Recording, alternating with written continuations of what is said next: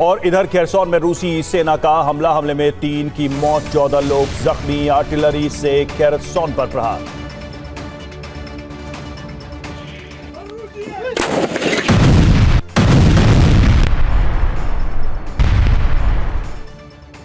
रूस में इन दिनों पुतिन ताबड़तोड़ बैठक कर रहे हैं। पुतिन ने सुरक्षा परिषद की बैठक भी बुलाई थी। यूक्रेन से युद्ध के बीच माना जा रहा था कि तमाम कवायद यूक्रेन के लिए है, लेकिन जर्मनी की खुफिया विभाग के मुताबिक रूस में इन यूरोप को लेकर भी रणनीति बन रही है। जर्मन खुफिया प्रमुख ने दावा किया है कि रूस कभी भी यूरोप पर हमला कर सकता है। नेटो ने एक बार फिर स्टीडफास्ट के नाम से युद्धाभ्यास की शुरुआत की है और खतरा रूस से है, इसलिए परमाणु हमले से निपटने का अभ्यास किया जा रहा है। रूस का एक सीक्रेट मिशन जिसे पूरा करने के लिए मिसाइलों का स्टॉक तैयार हो रहा है। रूस के घातक Tu-160 बॉम्बर लगातार अभ्यास कर रहे हैं।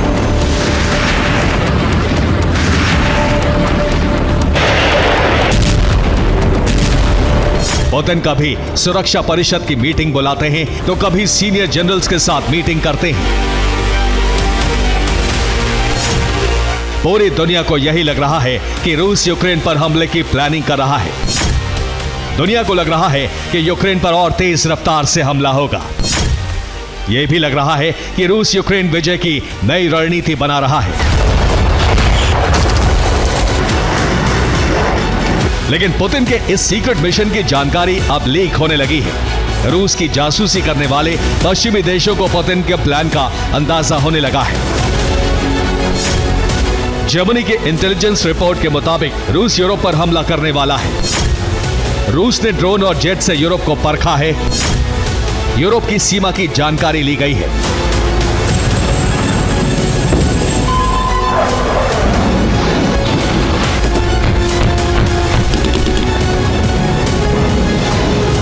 जर्मनी के खुफिया विभाग के चीफ ने एक दिन पहले ही दावा किया है कि रूस के साथ कभी भी संग्राम छिड़ सकता है।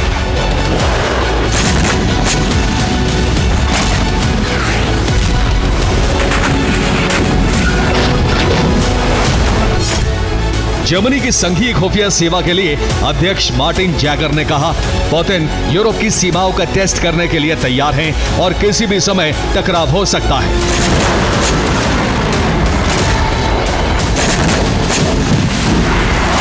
यूक्रेन में जीत हासिल करने के लिए रूस नेटो को कमजोर करने की योजना बना रहा है। यूरोप पर भीषण हमले की तैयारी हो रही है ताकि फ्रांस, जर्मनी जैसे देश जंग में उलझ जाएं।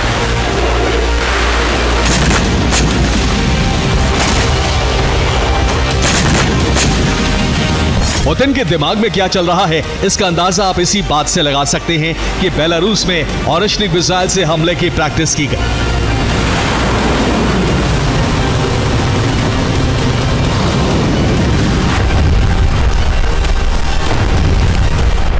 यह वही मिसाइल है जो एक साथ 6 ठिकानों पर परमाणु हमले में सक्षम है।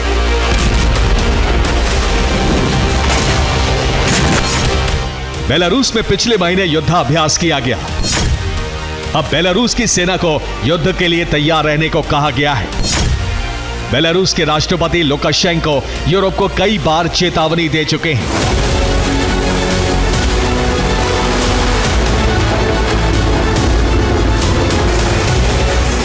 नेटो के एक्सपर्ट भी रूस से बढ़ रहे खतरे को समझ चुके हैं, इसलिए परमाणु युद्ध की तैयारी भी चल रही है।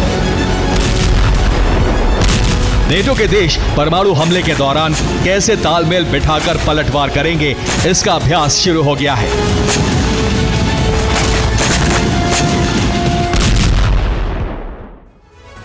इधर नेटो भी युद्ध की तैयारी में है और युद्धाभ्यास की शुरुआत हो चुकी है। नीदरलैंड्स, बेल्जियम, ब्रिटेन और डेनमार्क के एयरबेस से युद्धाभ्यास हो रहा है। 14 देशों की सेना युद्धाभ्यास में शामिल है। नेटो युद्ध होने पर परमाणु तैनाती का अभ्यास कर रहा है। कुल 70 एयरक्राफ्ट से अभ्यास किया जा रहा है। युद्धाभ्यास में इन देशों से F-35A फाइटर जेट उड़ान भर रहे हैं।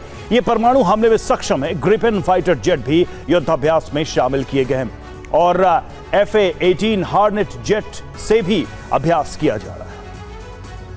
ब्रिटेन ने रूस और नेटो के पूर्वी हिस्से के बीच सीमा पर 12 घंटे की गश्त के लिए 2 रॉयल एयरफोर्स निगरानी विमान तैनात किए हैं। ब्रिटेन ने RC-135 इलेक्ट्रॉनिक खुफिया निगरानी विमान भेजा है। इसके साथ ही P-8A समुद्री गश्ती विमान भी तैनात किया गया है। उत्तरी यूरोप से काला सागर तक सर्विलांस जारी है। दोनों ब्रिटिश विमान विश्लेषण के लिए अहम डेटा जुटाने में सक्षम हैं। दोनों विमान रूस के आसपास की खुफिया जानकारी हासिल कर रहे हैं। RC-135 विमान रूसी विमानों और सेना के संचार सिस्टम में भी जासूसी करने में सक्षम है। माना जा रहा है कि रूसी सेना आर्कटिक, बाल्टिक और ब्लैक सी हिंटरलैंड के देशों पर एक साथ ऑपरेशन शुरू कर सकती है। अमेरिका रूस पर कई तरह के प्रतिबंध लगा सकता है। रूस को फिक्र टॉमाहॉक मिसाइलों को लेकर भी है।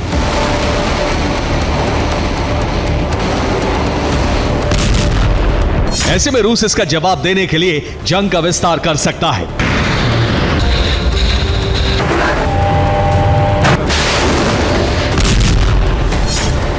पहला विकल्प बेलारूस है। बेलारूस से परमाणु हमला कराया जा सकता है।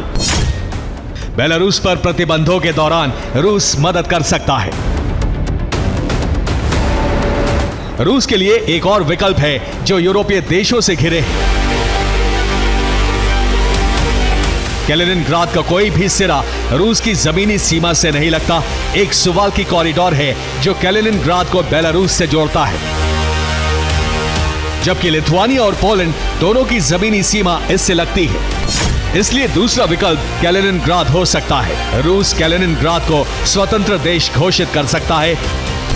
वहां रिमोट से चलने वाली सरकार बनाई जा सकती है। माना जा रहा है कि पुतिन के पास भविष्य के लिए कई विकल्प हैं, जिसका इस्तेमाल होगा।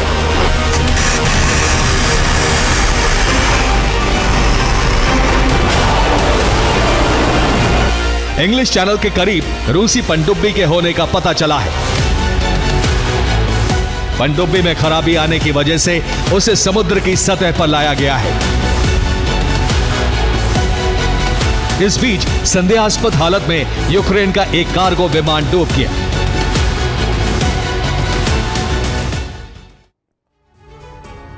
और काला सागर में यूक्रेन का एक कार्गो जहाज डूब गया। बुल्गारिया के करीब यह हादसा हुआ है। रिपोर्ट के मुताबिक जहाज के निचले हिस्से में पानी भर गया था। अब सवाल है कि जहाज में अचानक छेद कैसे हुआ। हालांकि फौरन क्रू सदस्यों के बुल्गारिया से मदद मिली। तुर्की का जहाज भी मदद के लिए पहुंचा। रोमानिया ने भी मदद की और सभी क्रू सदस्य बचा लिए। मोल्दोवा भी रूस का अगला टारगेट हो सकता है।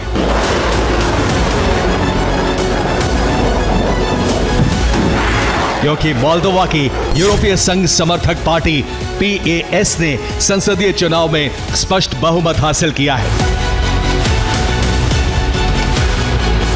अब रूस ने धमकी दी है कि मोल्दोवा का भी यूक्रेन जैसा हाल हो सकता है, क्योंकि यूक्रेन भी नेटो में शामिल होना चाहता था। फिलहाल बाल्टिक सागर के ऊपर नेटो ने पेट्रोलिंग तेज कर दी है। नेटो सेना की मौजूदगी का एहसास भी रूस को कराया जा रहा है।